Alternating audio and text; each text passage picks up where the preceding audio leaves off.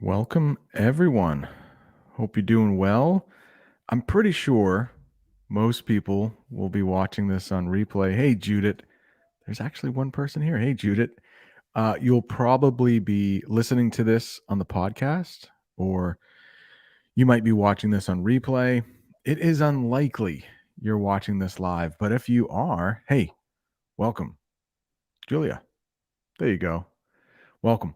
Hey, the goal of this channel and this podcast is to help you improve your English. And today's English lesson is actually going to help you improve your English, I hope, but you'll also learn a little bit about American history because we're going to be talking about this guy, Malcolm X.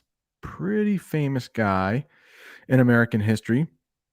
Maybe if you're ever coming here and you need to take a citizenship test to try to get your citizenship, this might be helpful because we are going to talk a lot about what the United States was like in the 1960s, how there were people called white supremacists.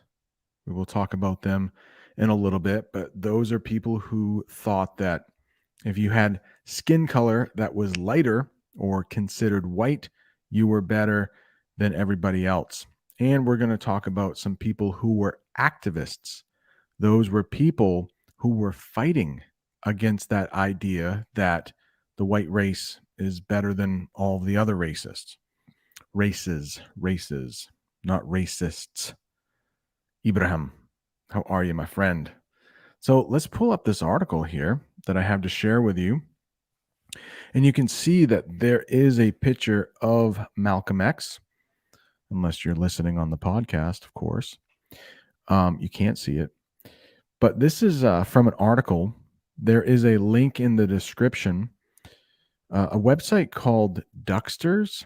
And I think they're great because they will take some difficult topics in history and geography and science, and it will be in pretty simple English. So if you are, I would say, an intermediate English learner, you could probably understand most of what happens. So let's take a look here. Right at the top, the first thing we learn about Malcolm X is his occupation. And just in case occupation is new for you, it's basically a job. It's basically a job. Like, for instance, my occupation, I'm a teacher, you know, it's just a job. So he was a minister, which meant he was probably Christian and he probably preached to audiences at a church, most likely. Minister, it can mean a couple different things, but that's probably what he was. And he was an activist. An activist is a person who fights for a cause, fights for something they feel is wrong in society. And what he fought for was the rights of Black people, because we will talk about this in a minute. Integration and segregation. We'll talk about those two terms in a minute. You can see that he was born May 19th, 1925, in Omaha, Nebraska. That's how you say that date. I'll say it one more time. May 19th, 1925. Omaha, Nebraska. Do you know where that thing is? Let's take a look. Omaha, Nebraska. You see that little red pin right there? That is where Omaha, Nebraska is. Right smack dab in the middle of the country. Omaha, Nebraska. That's where he was born. We'll find out in a minute. He didn't spend his whole life in Omaha, Nebraska. He spent just a little part of it, and he would move to a place called Michigan. We'll find that on the map in just a minute. So he died, unfortunately, if you do the math. Hey, Alina, hope you're doing well. He was not very old at all. He died February 21st, 1965 in Manhattan, New York. So he was just 40 years old. What's he best known for? Well, he was a leader in the Nation of Islam and his stance against racial integration. So that might be a little bit of a typo there because he was against segregation. Let's look up these two words. These can be very difficult. You will not hear this that often, but it's integration, and that is just all of the races included. And hopefully wherever you live, that is what is happening. You cannot be judged just because you have a different skin color from somebody else. Now, unfortunately, this is what was happening during Malcolm X's life, not all that long ago. Segregation. And you can see the definition there, keeping the races separate. Segregation. You may have heard of this. It's very embarrassing for the United States, but I am a little too young to see this. I was born in 1975, but somebody just 15 years older than me, maybe born in 1960, they might have experienced segregation. And that is when, if you are white, you have things better in your life. If you are black, life is not so good. If you went to the movies, you might have to sit in a different place, maybe in the back of the theater in the movies, just because of your skin color. You might have to drink at a different water fountain. If people were black, they got a different water fountain, and it was probably not a good one. The white water fountain was probably a lot better. Schools were segregated. Schools were segregated. If you were white, you went to one school. If you were black, you went to another school. And that school was probably not that good if you were black. Most of the tax money went to the white schools. Very sad. Let's bring this back up here. Get rid of that. His biography.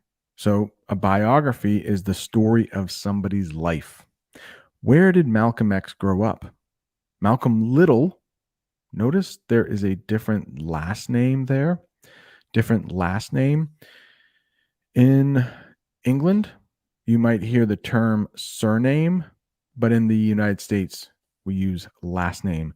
Malcolm Little was born in Omaha, Nebraska on May 19th, 1925. His family moved around often while he was a kid, but he spent much of his childhood in East Lansing, Michigan. All right, let's take a look here at where East Lansing is. And for me to do that, I have to bring up another screen. Here's a Google map of where of the United States here. And I can point to where East Lansing is. Well, let's just talk about Michigan right here. Michigan is right there. Right there. Can you see my cursor? It is it's in the middle of the country, but it's in the northern part of the country, not that far from Canada. In fact, the cities of Detroit and Toronto are actually pretty close. They're not that far apart. Toronto is, of course, a Canadian city. Detroit is an American city.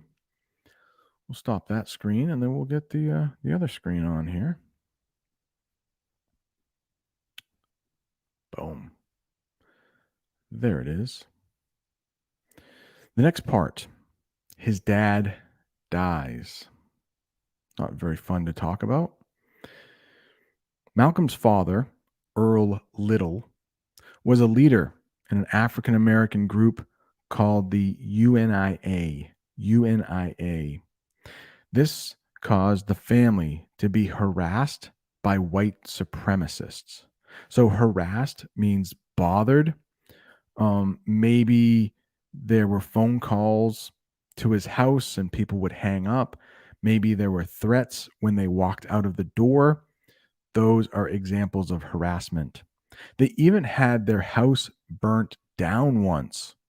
Now, that's definitely harassment, but we might call that criminal. That's that's really bad. You could go to jail for a long time for that. When Malcolm was 6, his father was found dead on the tracks of the local streetcar. While the police said the death was an accident, many thought his dad was murdered.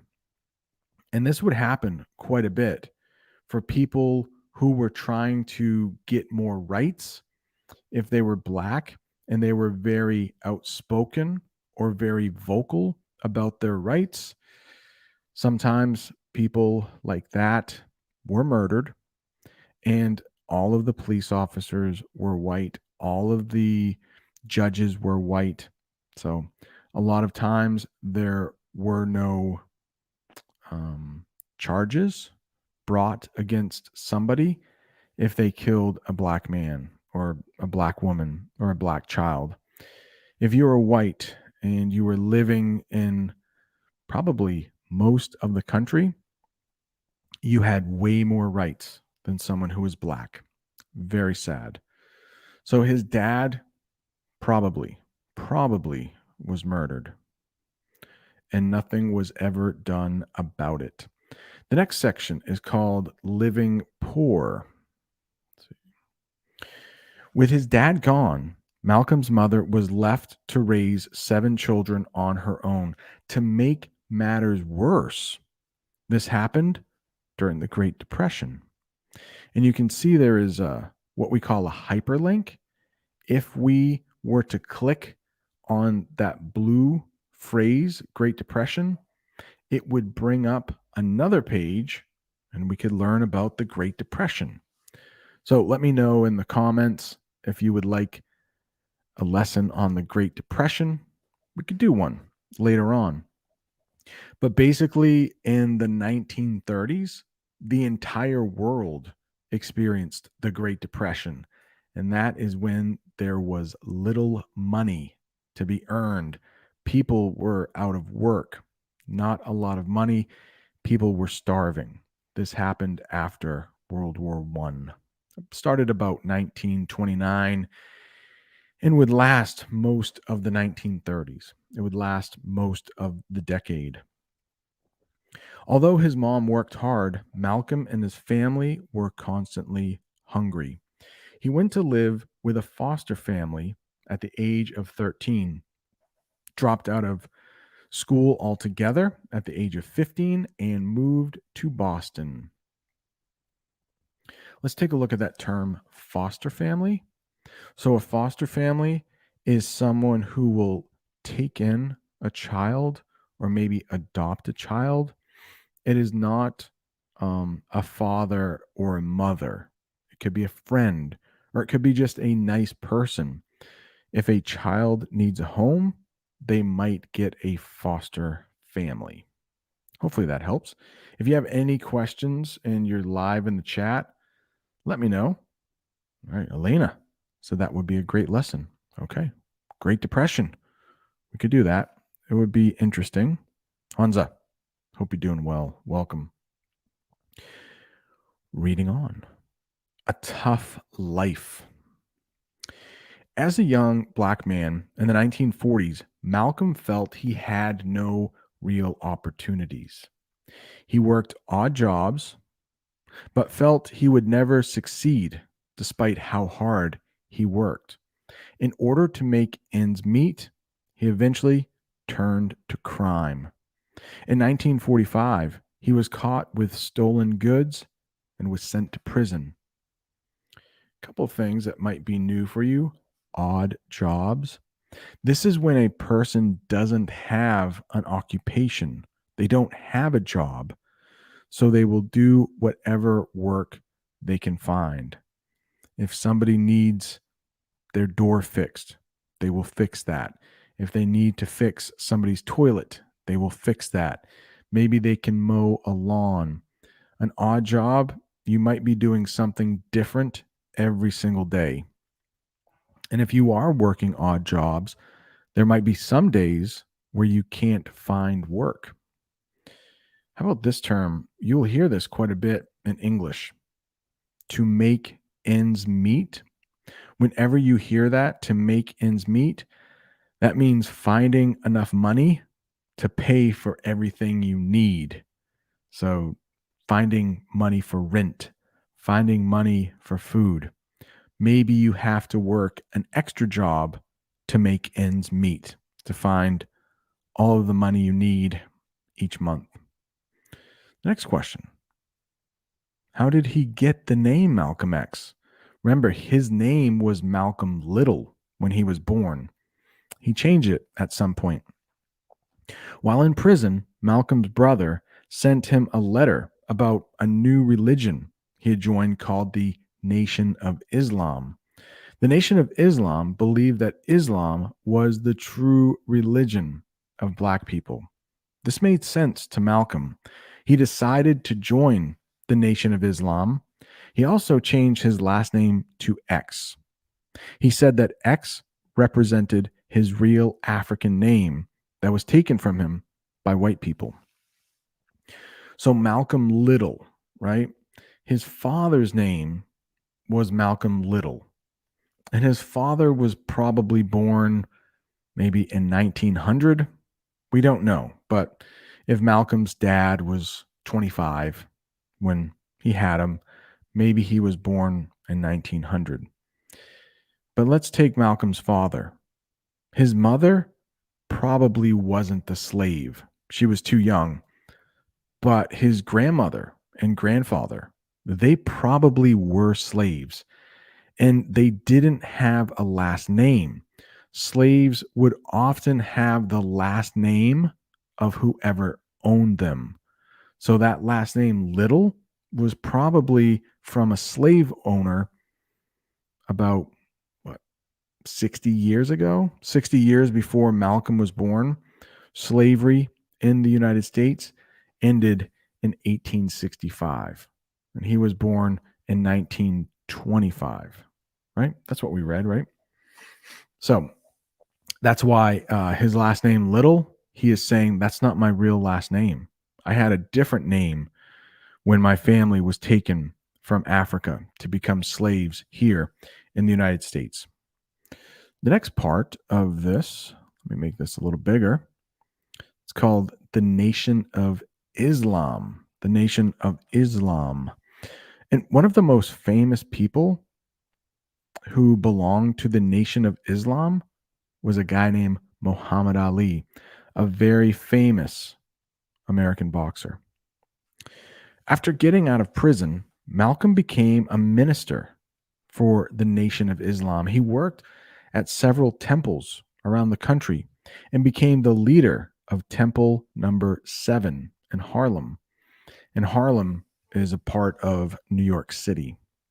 Malcolm was an impressive man, a powerful speaker, and a born leader. The Nation of Islam grew rapidly or quickly wherever he went.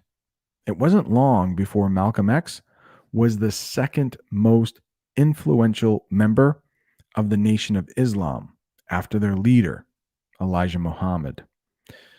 If somebody is influential, they affect people. They make people do things that they want to, but it's a good thing. So a lot of children are influenced by their parents. They learn how to act from their parents. So Malcolm X was influencing a lot of people, maybe making them change religions and start following the Nation of Islam, or maybe getting them to think that they should have more rights as a person who was Black. Becoming famous.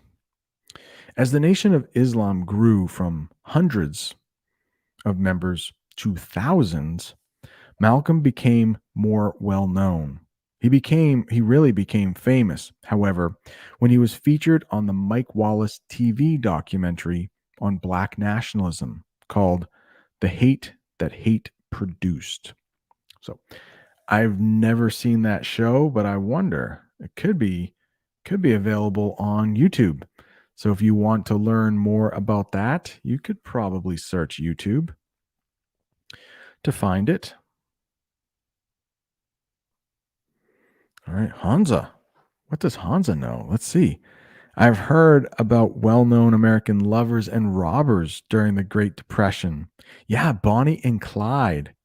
Are their names popular in the USA? Thank you so much. Yeah, Hansa. Yeah, I think most people my age would know Bonnie and Clyde. I don't know about young people today. If I asked my children, hey, do you know Bonnie and Clyde? I don't know if they would know, but I think most people my age know Bonnie and Clyde.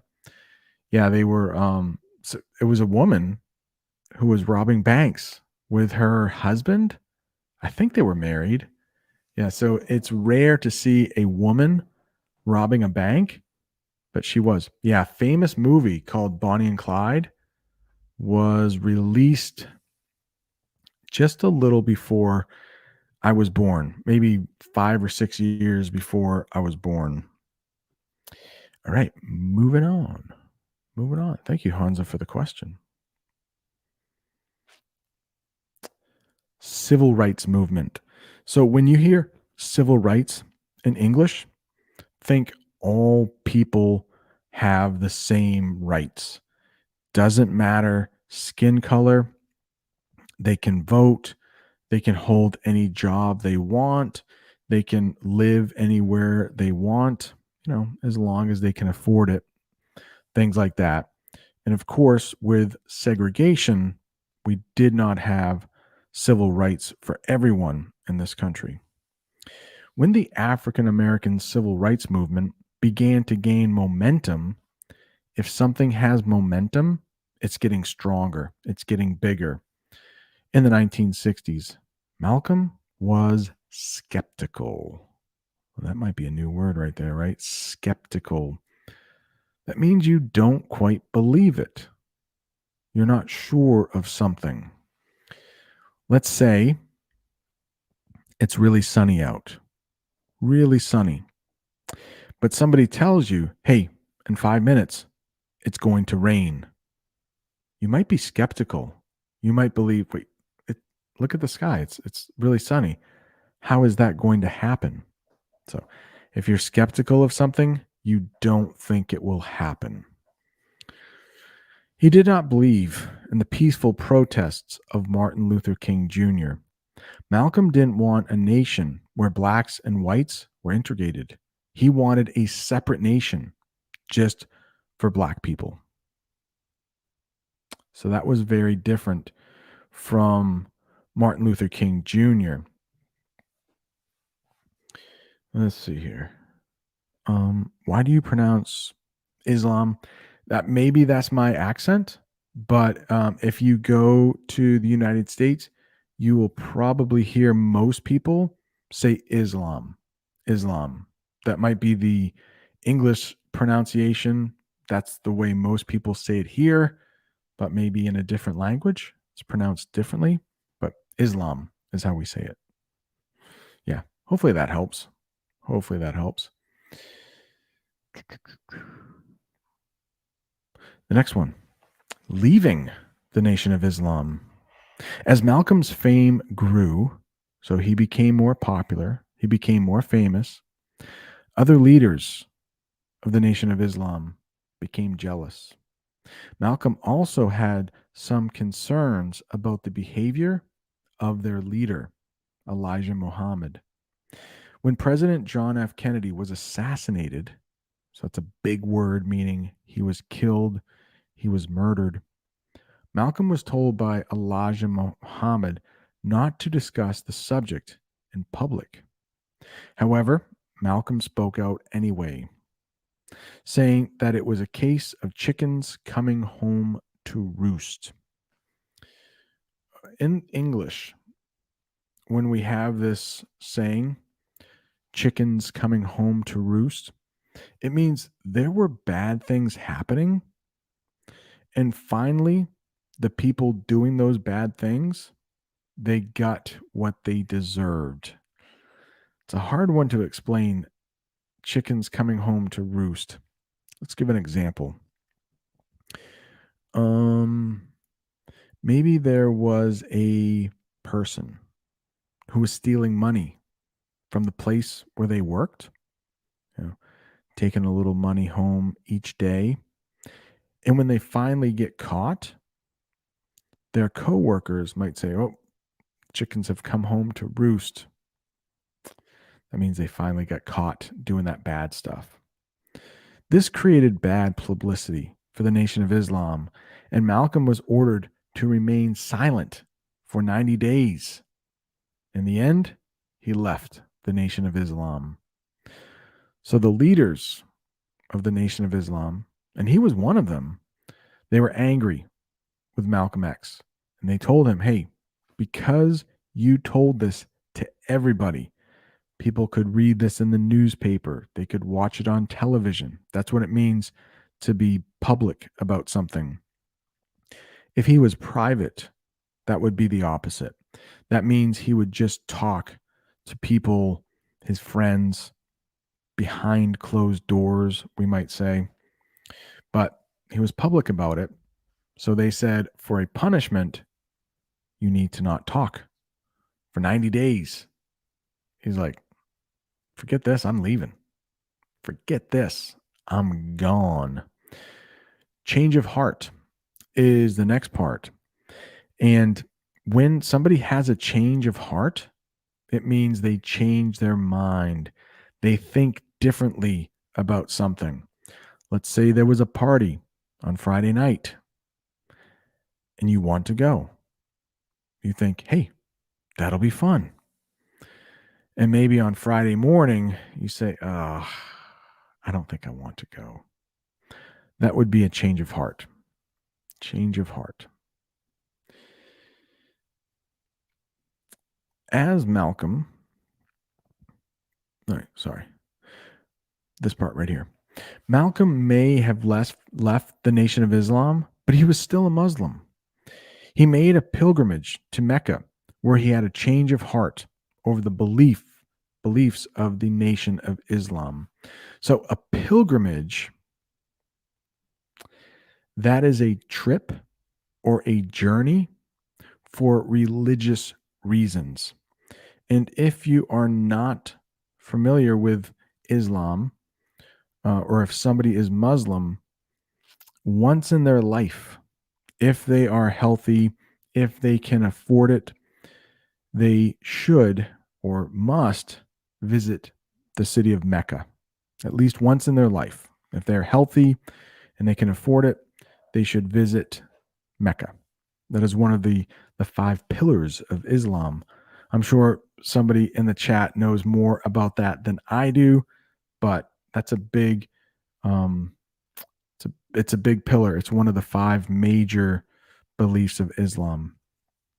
Upon his return, he began to work with other civil rights leaders like Martin Luther King Jr. on ways to peacefully achieve equal rights. At one time in Malcolm X's life, he didn't mind if things got violent. So Martin Luther King Jr. always believed to fight peacefully. They wouldn't use weapons. They wouldn't use violence. And then Malcolm X, towards the end of his life, said, maybe that is the right way. He started working with Martin Luther King. Unfortunately, assassination. And as we learned already, that means he was killed. Malcolm had made many enemies within the Nation of Islam. Many leaders spoke out against him and said that he was worthy of death. On February 14th, 1965, his house was burned down. A few days later, on February 15th, as Malcolm began a speech in New York City, he was gunned down by 3 members of the Nation of Islam. So that might be a new phrasal verb for you, gunned down, but I'm pretty sure you can figure that out, right? All right, here are some interesting facts about Malcolm X. Talking about his childhood, Malcolm once said, "Our family was so poor that we would eat the whole out of a donut. There's nothing in the middle of a donut." He's being funny. I hope I pronounced this name correctly. He also went by the name Malik El Shabazz. He married Betty Sanders, who became Betty X in 1958, and they had 6 daughters together. He also became close friends with boxing champ Muhammad Ali, who was also a member of the Nation of Islam. All right. Hey, thanks for joining. Hope you learned a little bit of English. If you got to the end of this video, right up there, there is another lesson that you might enjoy about Harriet Tubman. If you're listening on the podcast, thank you so much. If you don't mind, leave a review and a rating. If you're watching on YouTube, if you don't mind, please hit that like button. Subscribe if you haven't subscribed. Hansa, yes, the JFK movie. I have seen it. And recently, there was another movie that I started watching. The director, Oliver Stone, he did another movie about that movie, JFK. So Oliver Stone directed it. And then last year, I think he made another movie about that subject. So yeah, Alina, thanks for staying till the end. All right, I got to go.